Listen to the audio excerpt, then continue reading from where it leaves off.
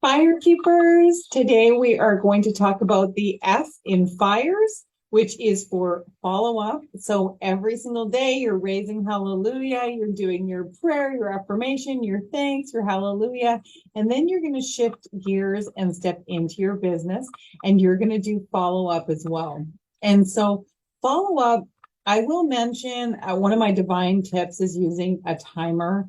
And I will say that for those of you who find you fall off on the follow up or you don't do the follow up, I highly recommend using a timer for your fires portion. So let's just pretend you set the timer for 10 minutes and you power follow up, and then you do the same for your inviting. You do the same throughout the fires. Maybe you do it for 5 minutes, maybe you do it for 15 minutes. It's up to you. Don't set the timer for more than 15 minutes. It's actually shown that between 13 and 15 minutes is like the best for the adult brain to focus on one task. So if you do set it for 13 minutes, when the timer goes off, go, yes, celebrate what you've done, celebrate your action, and then jump up and down, do a dance, run around the house, chug a glass of water, and come back, set the timer again, and keep going, jump into your inviting. So with the fires portion, with the F for fires, rather, this is follow up. And so in my devotional, I've written that I have this 3-3-3 method. 3 days, 3 weeks, 3 months.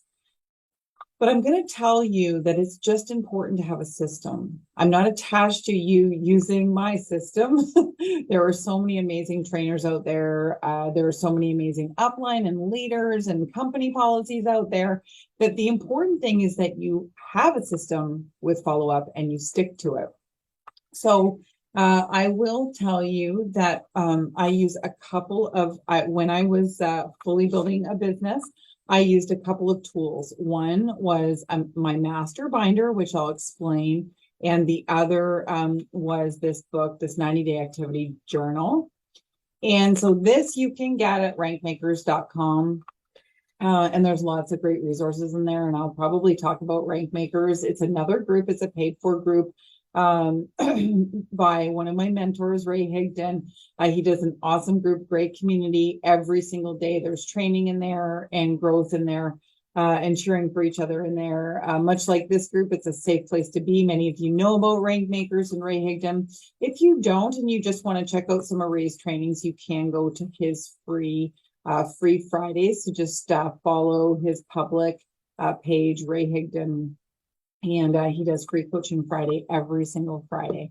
So to jump back in though, to follow up specifically, I use a 3-3-3. So that's I reach out to someone, okay, and if I don't hear from them, 3 days later I reach out again. If they respond but don't like say yes to the video, but then I don't hear from them, I reach out to them 3 days later. If they pretty much, if anything, I reach out 3 days later. And so if then they ghost me, I reach out 3 weeks later. And I shouldn't use the term ghost me because it sort of implies that it's negative. They may not be ghosting you on purpose. They might just be busy. They might have other things on the go. And even though your business is forefront and on your mind 24/7, it may not be on theirs. And so we just use patience and consistency with follow-up. And that's why if you can apply the 10 minutes a day or 20 minutes a day, whatever you end up choosing to do daily, you will see a shift in your business. I had one friend who was selling makeup with a network marketing company. And just every few weeks, she would reach out and say, hey, are you still curious? Did you want to take a look? And I was curious and I did want to take a look. I don't wear a lot of makeup. Every time I went to the site, I kind of got confused. Like I didn't know how to order or what to order or how to know what was good for my skin. And so I'd go there and then I'd just leave. And so finally I said to her, hey, I keep going to your site, but I find it a bit hard. And so she walked me through it. Sometimes it's that. She followed up with me at least 6 times before we had that conversation. And I was busy and I didn't need makeup like ASAP. I've got my eyeliner, my mascara, my lip gloss, and I'm good. So I wasn't in a rush for it. It wasn't top of mind. And so I appreciated her following up.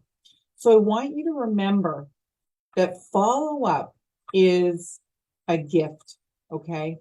So many people go into follow up with this kind of, oh, I don't want to bother them. I feel like I'm bugging them. I've already reached out twice, kind of energy.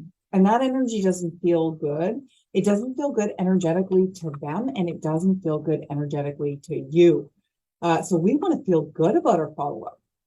So we want to remember that we are gifting people with an opportunity to make money, an opportunity to change lives. Maybe your product is a health product. Maybe your product is a product that will improve their life in some way, and you want to share that with them. And so all you're doing, just like you would recommend a restaurant, is like, hey, did you check out that restaurant that I told you about? It's super cool. You're going to love it.